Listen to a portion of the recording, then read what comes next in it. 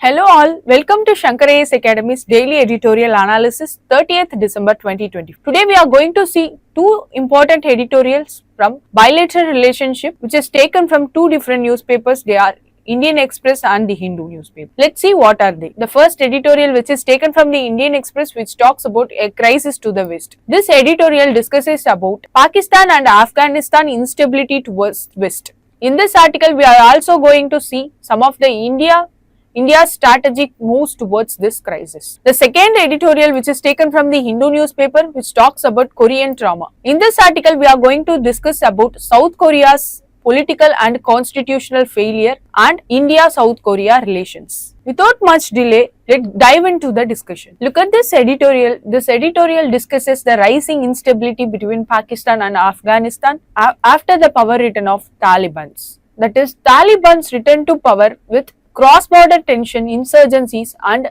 unresolved Pashtun grievances which fueling volatility between Pakistan and Afghanistan. In this, Pakistan's internal challenges including economic struggles, militant backlash, threaten its security and regional projects like Belt and Road initiatives. So, in this editorial, it emphasizes the need for reforms and mature diplomacy between two countries. In this, we are also going to know about India's stand towards this Pakistan and Afghanistan clash towards power return.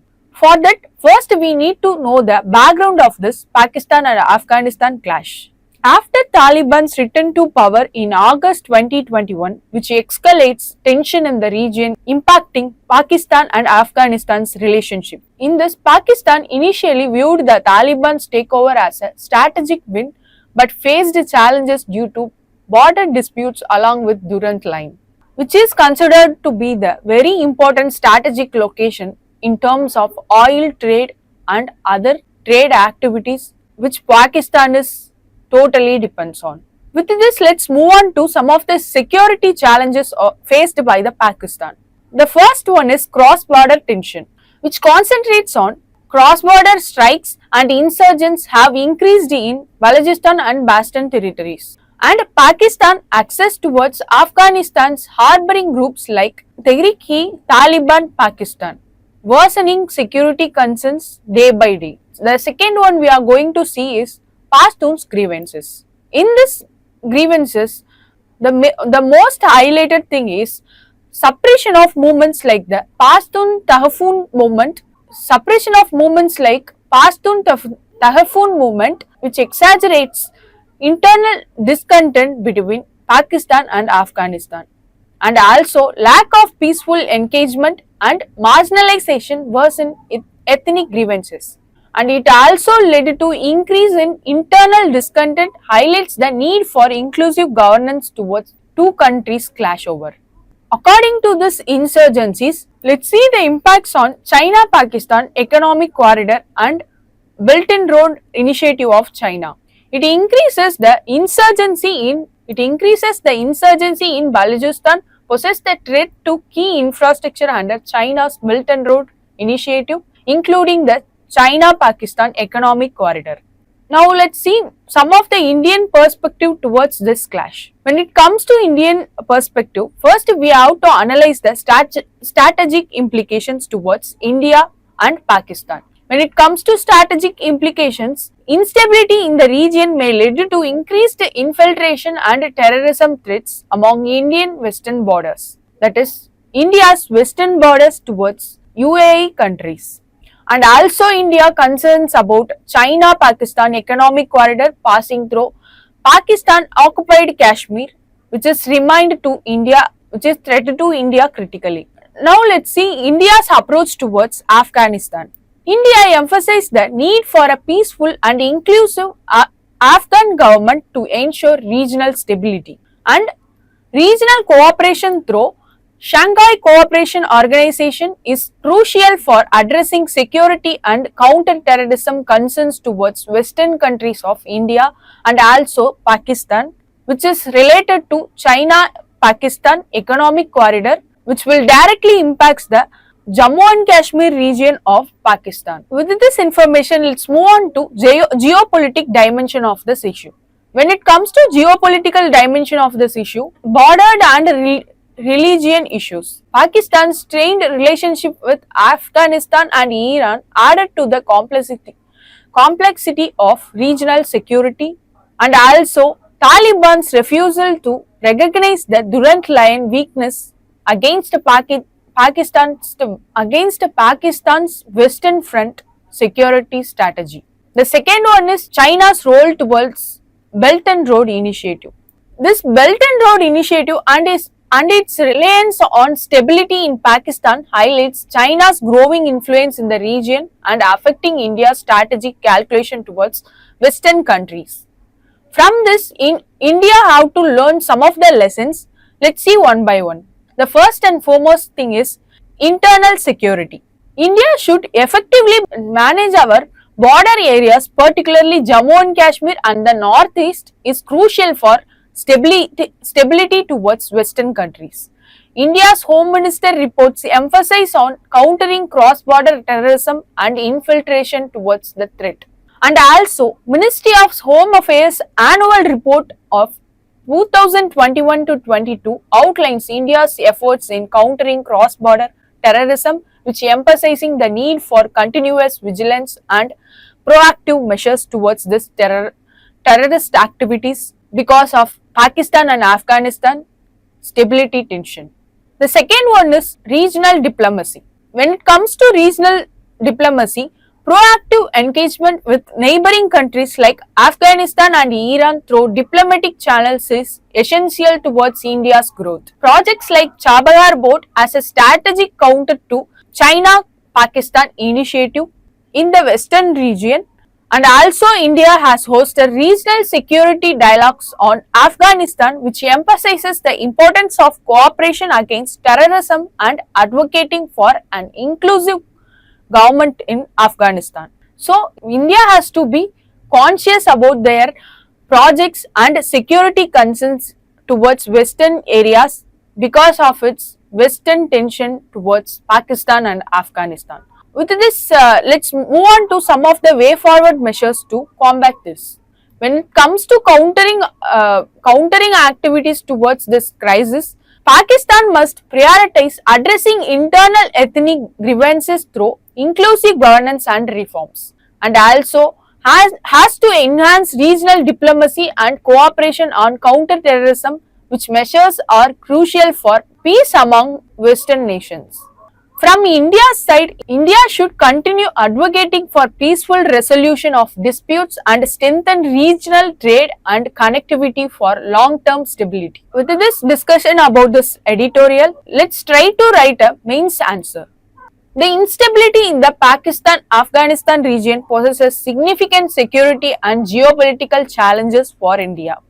Discuss the implications of this instability for India's internal security and foreign policy. Suggest some measures that India can adopt to safeguard its national interests towards this crisis. Try to write the main answer towards this question and post it in the comment. With this, let's move on to next editorial discussion. Look at this article. This article discusses about South Korea is currently experiencing one of its most profound political crises since transitioning to democracy. This crisis stems from a combination of government's paralysis, impeachment battles between presidents, and constitutional disputes towards South Korea's action towards constitutional provisions as a democratic country. So let's see some of the root causes of this crisis.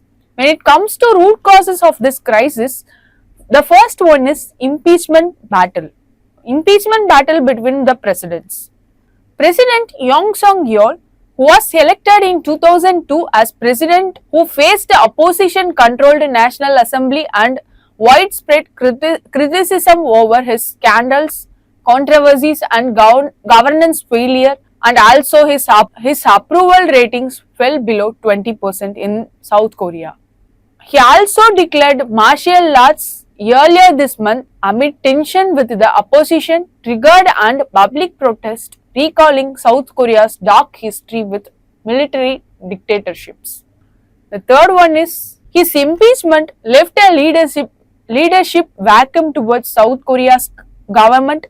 So, Prime Minister of South Korea Han Duck-soo stepping into this position as interim president. He is also impeached for some other actions, further intensifies this crisis towards South Korean governance, Han Duck-soo himself was impeached shortly after taking over. This marked the first time South Korea has impeached an interim leader, and also the impeachment disputes resolved around his refusal to appoint three judges to the 9-member constitutional court, which is essential for determining the validity of Yoon's impeachment. So, for the first time in South Korea, the first interim leader was impeached because of refusal to appoint 3 judges to the 9-member constitutional court. With this, let's see some of the opposition deadlock towards this crisis. The opposition Democratic Party, which controls the National Assembly, accused Han of delaying constitutional processes. The ruling People's Power Party argued that only an elected president could approve the appointment, further fueling this standoff towards interim president. This is what happened right now in South Korea as a political and geopolitical and also the constitutional failure towards South Koreans democratic country. With this, let's move on to India-South Korea relation. When it comes to India-South Korea relation, starts from the colonial period, that is between 19th to 20th century. Both India and South Korea shared struggles against colonial power, that is India against the British and Korea against the Japanese. The second, and also Indian nationalist leader Rabindranath Tagore praised Korea as the lamp of East in his poem Experiencing Solidarity and Hope for Korea's Resurgence. The second one is post-independent era. India recognized South Korea as Republic of Korea in 1948 after its establishment. Diplomatic relations were formally established in 1973, though earlier interactions were limited due to the Cold War and India's non-alignment policy.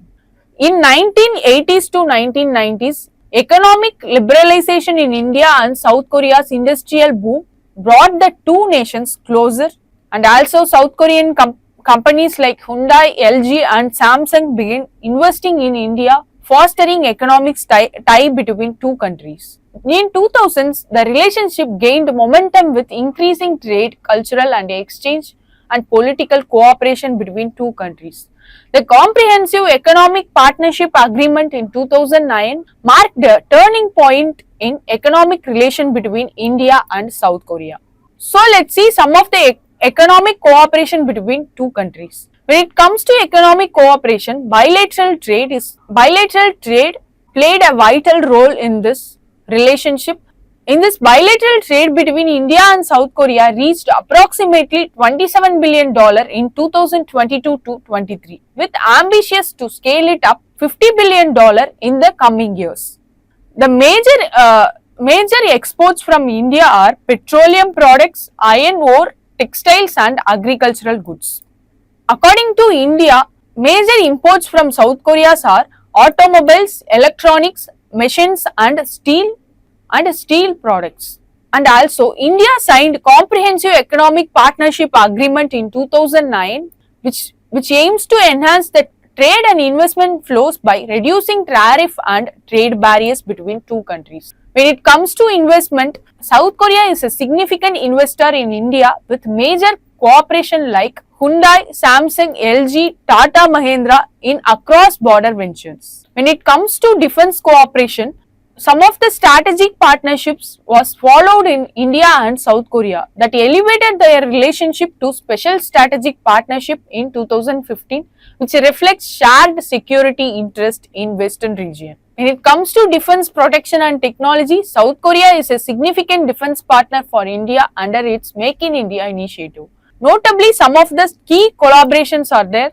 They are K9 Vajra howitzer, which is jointly produced by South Korea's Hanwha Defense and India's Limited, naval shipbuilding and maritime defense technologies, and also South Korea has expressed interest in collaboration with India in missile system, drones and cyber defense. When it comes to science and technology cooperation, Joint research and developments. India and South Korea have several agreements to promote research and development in cutting edge technologies. Areas of focus which includes artificial intelligence, 5G, semiconductors, robotics and quantum computing. And also, Fab Alliance refers to collaboration for initiatives involving the establishment or strengthening of semiconductors fabrication, which has capabilities to. India has been collaborating under Make in India and Digital India towards South Korea. When it comes to space cooperation, both countries collaborate in space technology including satellite development and applications. India's ISRO and South Korea's KARI have explored partnership in remote sensing and space exploration, and also when it comes to green technology, some of the joint initiatives in renewable energy, hydrogen technology and energy storage system aligned with global sustainable goals towards two nations. Even though India and South Korea has a good history and good partnership, there are some challenges between India and South Korea relations. Let's see one by one. The first one is trade imbalance. India has a trade deficit with South Korea, particularly in electronics, automobiles and chemical, which complicates efforts to balance trade and boost exports towards South Korea. The second one is geopolitical differences. India and South Korea have different security priorities, especially regarding China and regional stability. India focuses on the Indian Ocean, while South Korea is more concerned with the Korean Peninsula. The third one is cultural gap. Despite the popularity of South Korean culture in India, mutual cultural understanding remains limited, which hinders people to people ties between two countries. When it comes to defense cooperation, defense ties are growing but are not as deep as India's relationship with countries like USA and Japan due to difference in procurement and technology transfer. When it comes to bureaucratic challenges, slow cooperation between bureaucrats and inconsistent diplomatic efforts can hinder the implementation of agreement and deeper collaboration between two countries. That's all about this editorial. With this information, try to write the main answer. Cooperation with South Korea is essential in ensuring India's opportunity in the Far East. In this context, discuss the opportunities and challenges in Indo-South Korea relationship. Try to write a main answer in this question and post it in the comment. Coming to the conclusion, if you like this video, hit like, do comment and share it to your friends. And don't forget to subscribe this channel. Thank you for listening.